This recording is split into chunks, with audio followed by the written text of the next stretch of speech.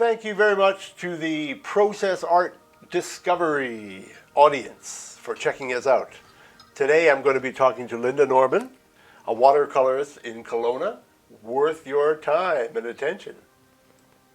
So can you tell us about your experience in mentoring or with mentors and that part of the creative process? You bet. Mentoring and encouraging and gently directing creatives in what their pursuit might look like is huge. It's huge, and I think we've all had mentors, whether we've recognized it or not in our lives. Yes. And it's something I've always done. Yeah. It's the sharing of the skill set, the knowledge, the philosophy even behind why we do what we do. And a few years back I was contacted by the Seniors Artists Network of Canada and began a role as a mentor in the community, and so was privileged to mentor Lady Dia. She became, that was through Culture Days, and we did a project called Ubuntu. And it was music and for the youth in her community. Yes, Lady Dia is another creative. She is a spark.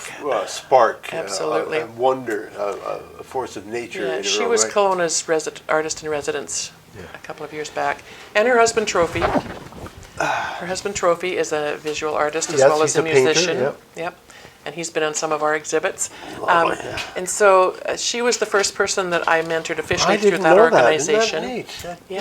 And then I've gone on to mentor others. The most recent was a photographer based out of Calgary, but did most of his work out of California.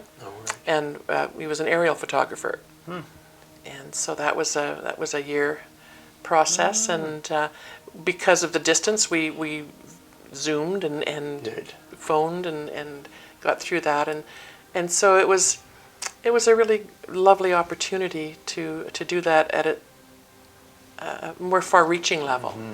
But locally, we've taken. And mentoring is different from instructing. I was thinking of sort of the encouragement, the massaging, the guidance, as opposed to sometimes the critical hand of instruction. Exactly. So a safe place to call when you need some advice or need some encouragement. I mentor Asher Metcalf. He's a young DJ in town. Oh, right. And so you go anywhere, don't you? Huh. It's just if someone asks for help, if I can give it, I'm happy to do that. Yeah.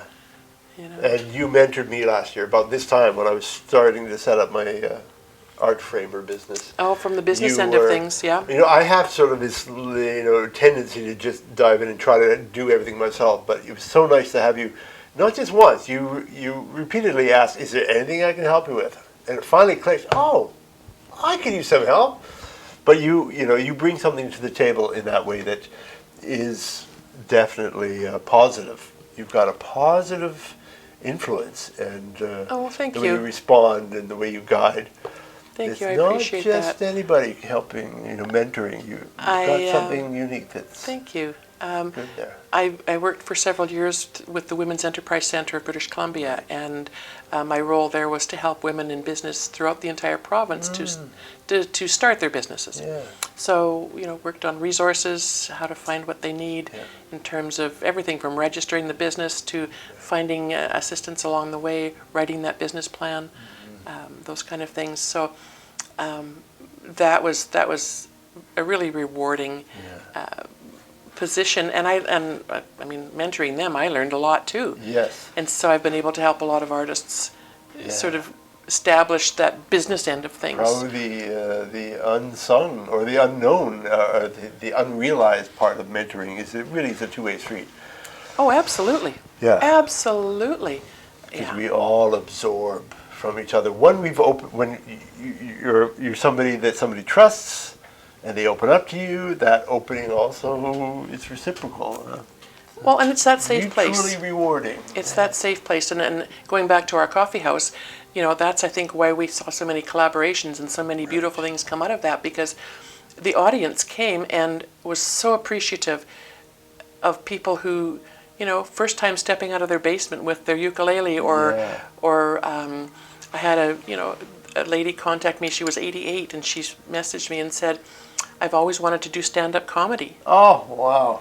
And so I invited her to the open mic. She just blew everybody away. No kidding. Made her day, made our day, and so it's providing opportunities. Yeah. Well, I was at the Marmalade Cat last year sometime when my sister Davina, who, she's been with me, we've been musical our whole lives. And I think it might have been the first time she did a set by herself with her guitar of the songs she had written. Yeah. And that had never happened before. And, it was something incredibly beautiful and moving. I think everybody was kind of getting misty because of the nature of what she offers and the beauty of it. Yeah, and that was just such a remarkable moment.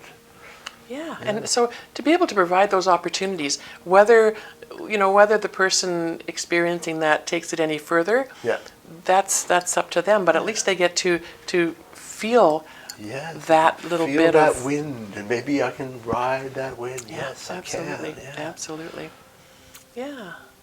Yeah, we have a beautiful community, and as my website alludes to, we should celebrate that every day, and that's kind of what has sort of spilled over into the Arts Council as well.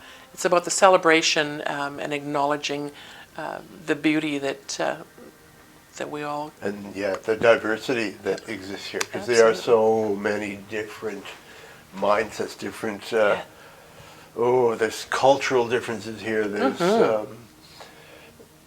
there's harmony here in many, many ways, a very harmonized region and community, but wow, there's sparkles all the way through it. If you look deeper, and the deeper you look, you realize there's great spectrum of stuff here that can be mined, again, like jewels. Absolutely. Yep, you bet. Yeah. Thank you for staying with us here today and enjoying our chatter. And if you'd like to hear more, you can subscribe to Process Art Discovery, and you'll experience a lot more.